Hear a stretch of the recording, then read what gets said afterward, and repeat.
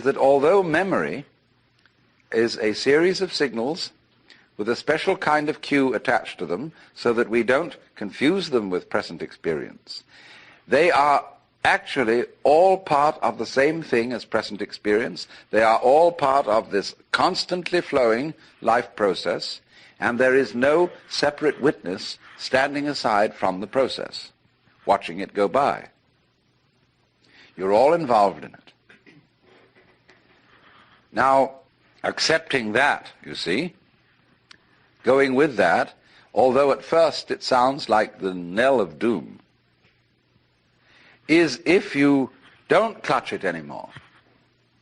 Splendid.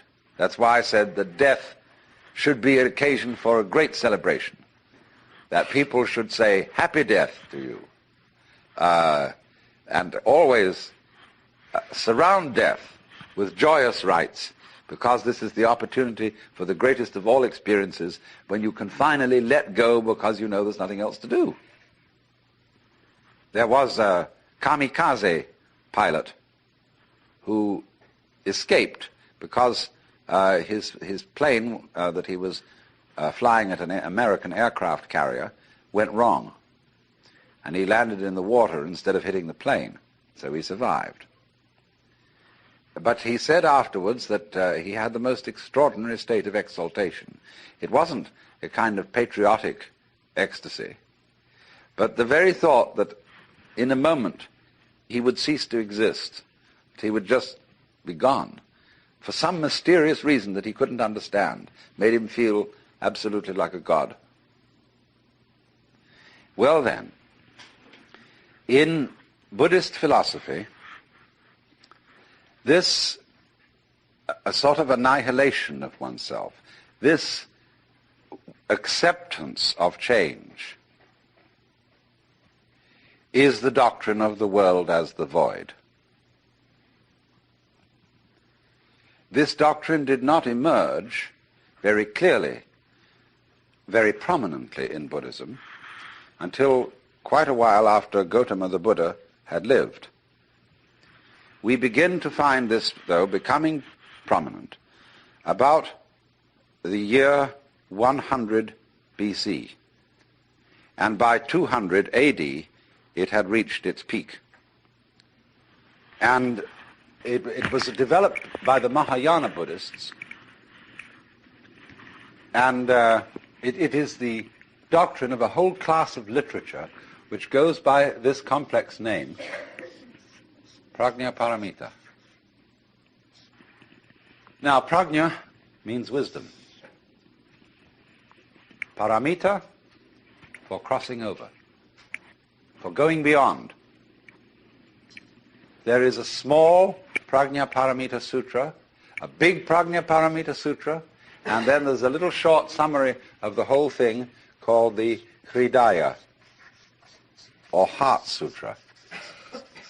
And that is recited by Buddhists all over Northern Asia, Tibet, China, and Japan.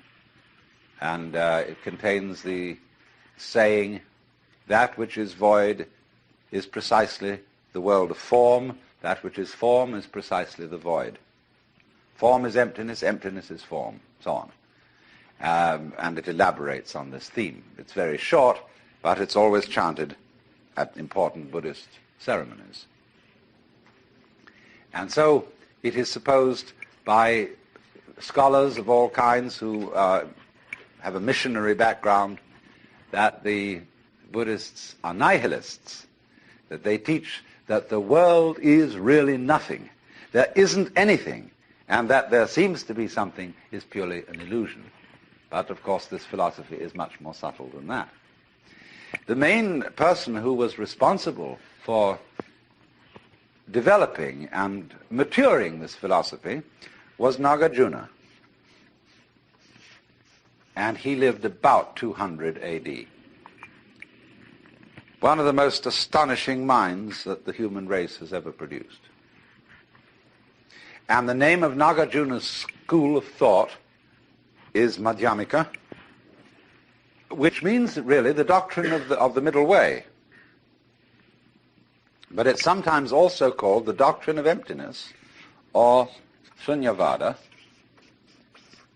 from the basic word shunya, or sometimes shunya has ta added on the end, and that ta means ness, emptiness. Well then, emptiness means essentially transience. That's the first thing it means. Nothing to grasp, nothing permanent, nothing to hold on to. But it means this with special reference to ideas of reality, ideas of God, ideas of the self, the Brahman, anything you like.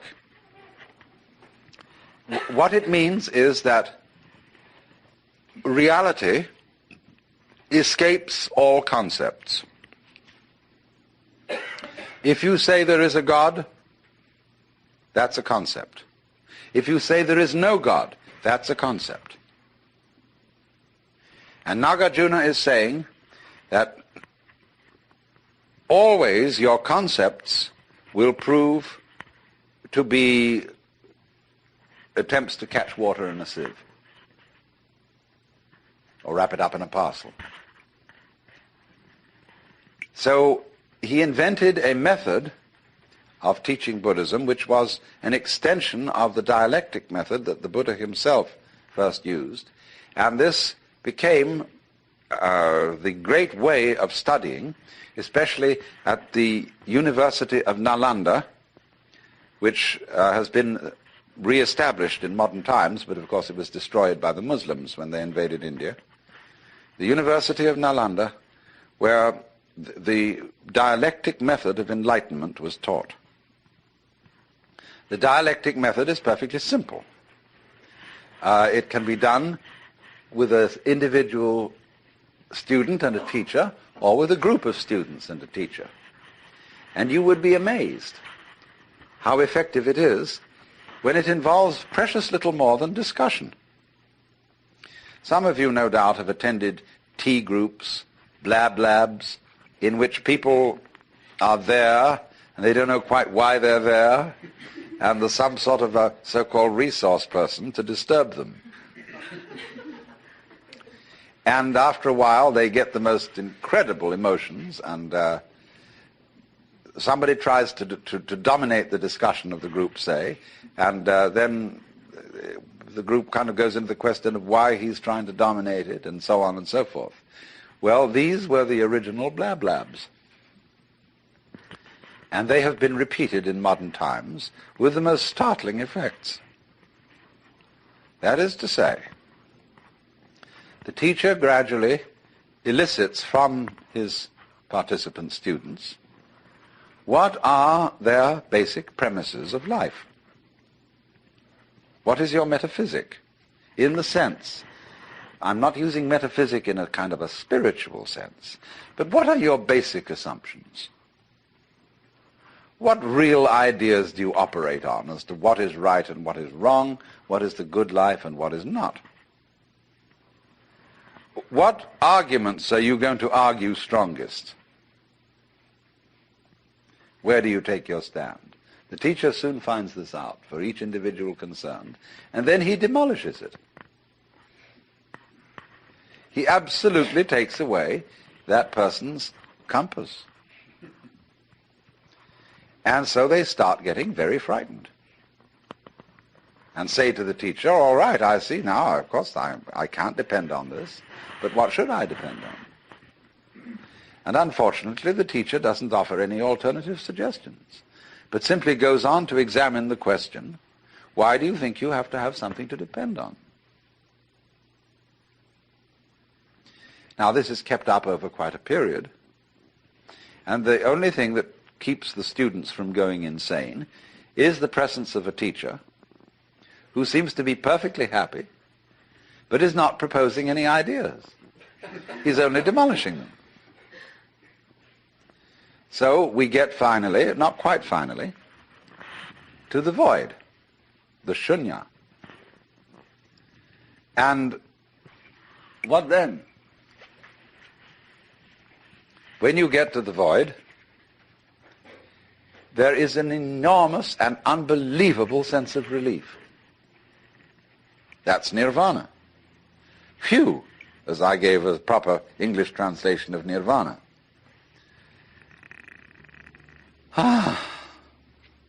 Great. So they are liberated, and yet they can't quite say why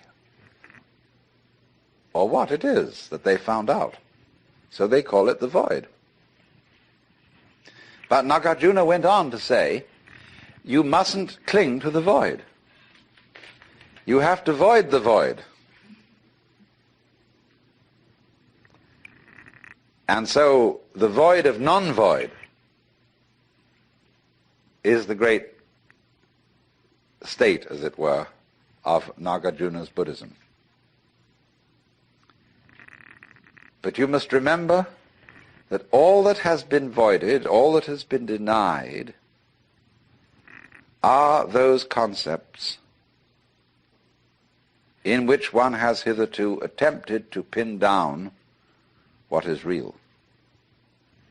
In Zen Buddhist texts they say, you cannot nail a peg into the sky. And so,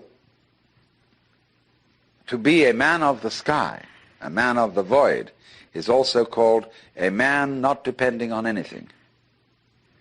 And when you're not hung on anything, you are the only thing that isn't hung on anything, which is the universe. Which doesn't hang, you see. Where would it hang?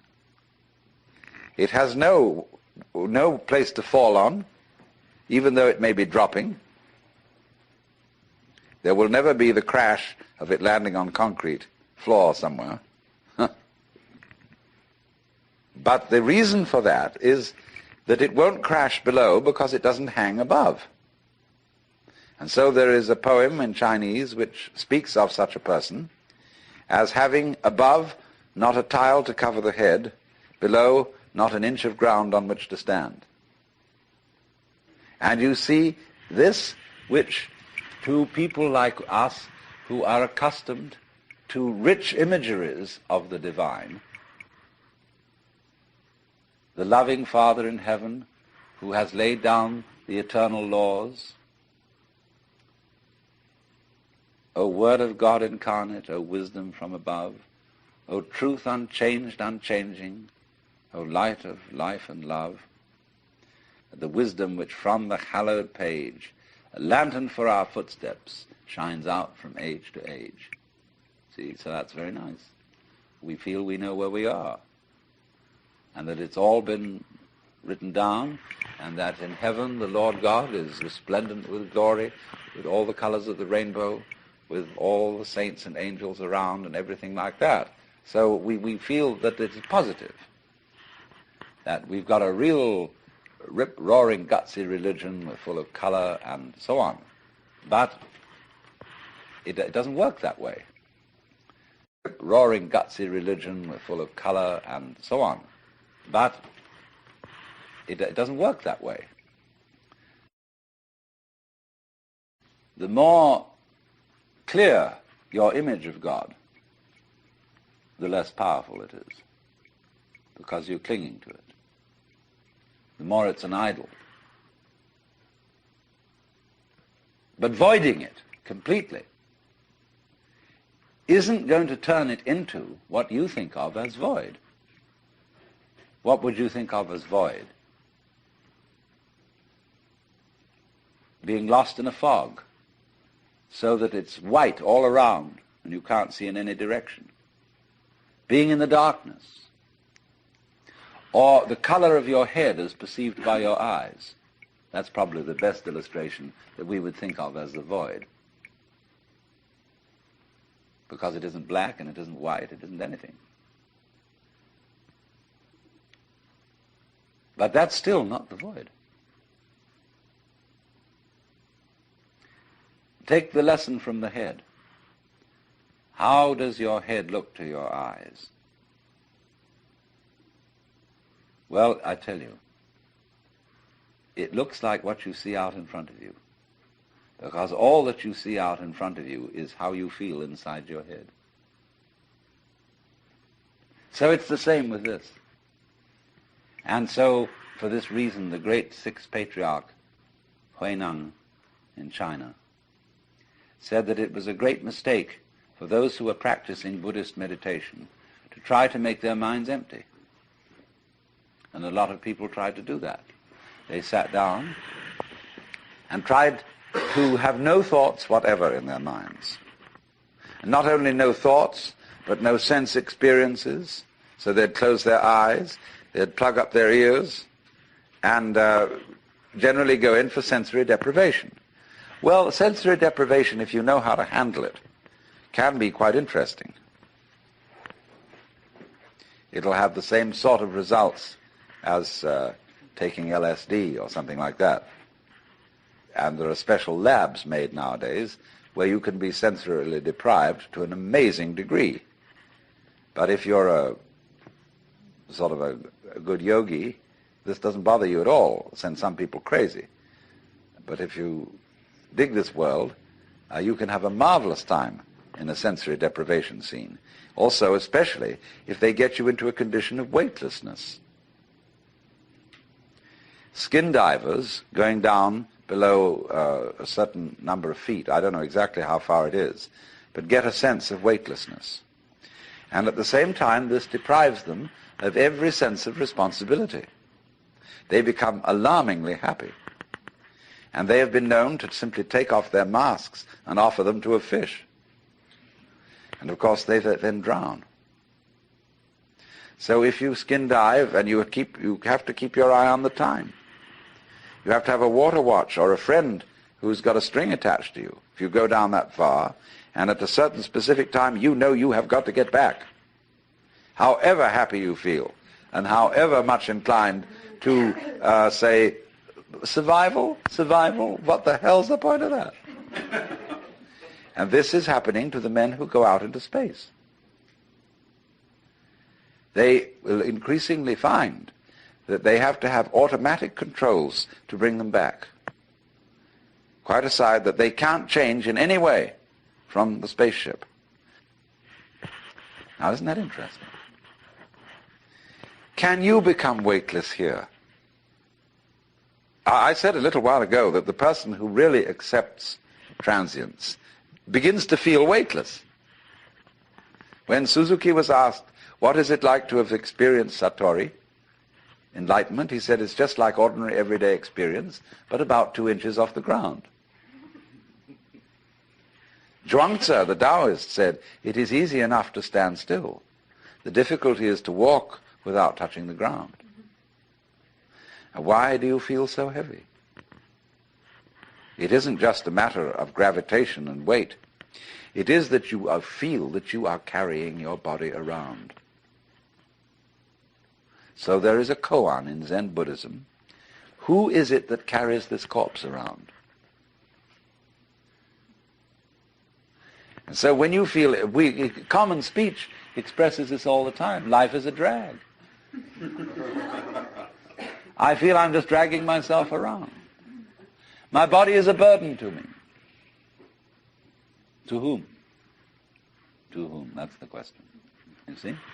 And when there is nobody left for whom the body can be a burden, the body isn't a burden. But so long as you fight it, it is.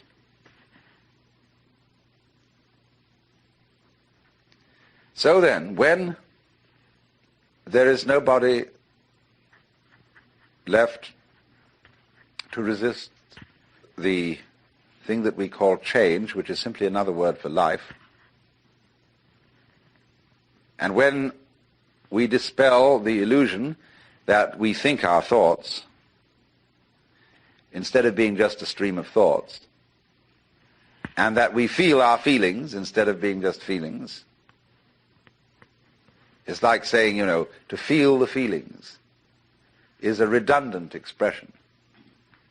It's like saying, actually, I hear sounds, for there are no sounds which are not heard. Hearing is sound. Seeing is sight. You don't see sights. Sightseeing is a ridiculous word. You could just say either sighting or seeing, one or the other, but sightseeing is nonsense. So we keep doubling our words, and this doubling is comparable to oscillation in an electrical system where there's too much feedback, where you remember in the old-fashioned telephone, where the receiver was separate from the mouthpiece, the transmitter. If you wanted to annoy someone who was abusing you on the telephone, you could make them listen to themselves by putting the receiver to the mouthpiece. But it actually didn't have that effect. It set up oscillation. It started to howl. It could be very, very hard on the ears. The same way, if you turn a television camera at the monitor, that is to say, the television set in the studio, the whole thing will start to jiggle. The visual picture will be of oscillation, like that. And the same thing happens here. When you get to think that you think your thoughts, the you standing aside the thoughts has the same sort of consequence as seeing double. And then you think, can I observe the thinker thinking the thoughts? Or, I am worried, and I ought not to worry, but because I can't stop worrying, I'm worried because I worry. And you see where that could lead to.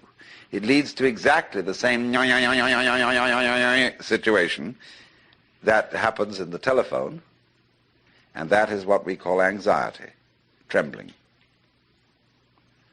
But this discipline that we're talking about of Nagarjunas abolishes anxiety, because you discover that no amount of anxiety makes any difference to anything that's going to happen.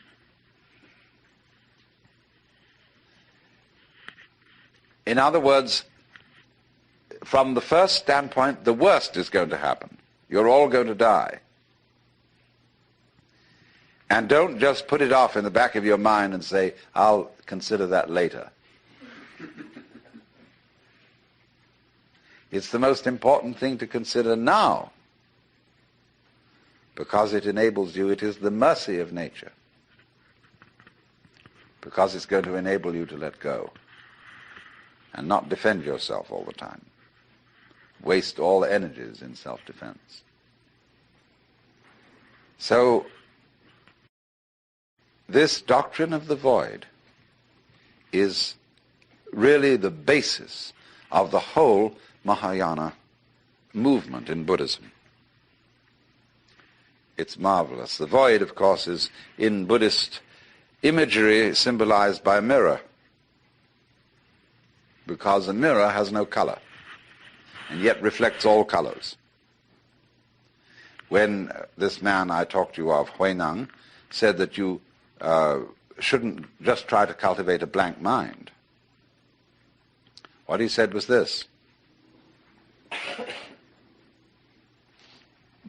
the void, shunyata, is like space. Now, space contains everything. The mountains, the oceans, the stars, the good people and the bad people, the plants, the animals, everything. Now, the mind in us, the true mind, is like that. You will find that when Buddhists use the word mind, they have several words for mind, but I'm not going into the technicality at the moment. They mean space. See, space is your mind. It's very difficult for us to see that because we think we're in space and look out at it. There are various kinds of space. There's visual space, distance. There is audible space, silence. There is temporal space, as we say, between times. There is musical space, so-called distance between intervals, or the intervals between tones, rather. It's quite a different kind of space than temporal or visual space. There's tangible space. But all these spaces, you see, are the mind. They are the dimensions of consciousness. And so, this great space, which every one of us apprehends from a slightly different point of view, in which the universe moves, this is the mind.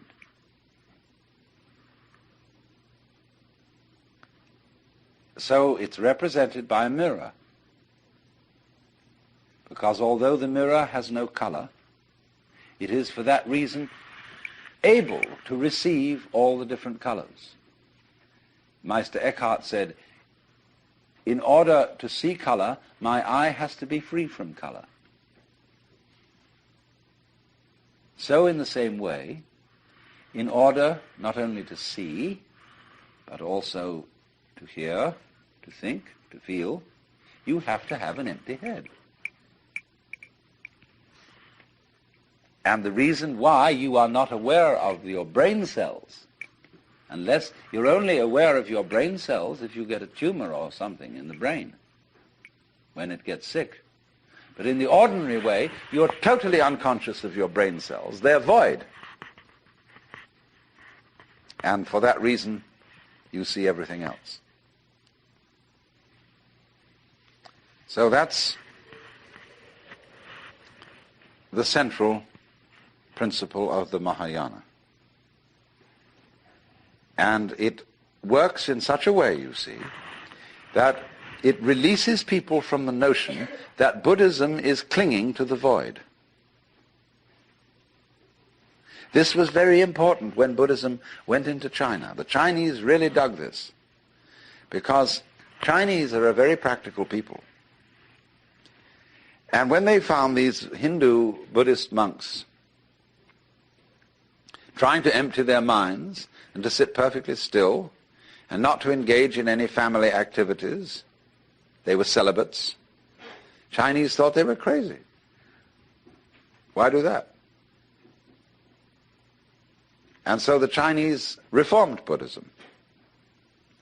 And they allowed Buddhist priests to marry.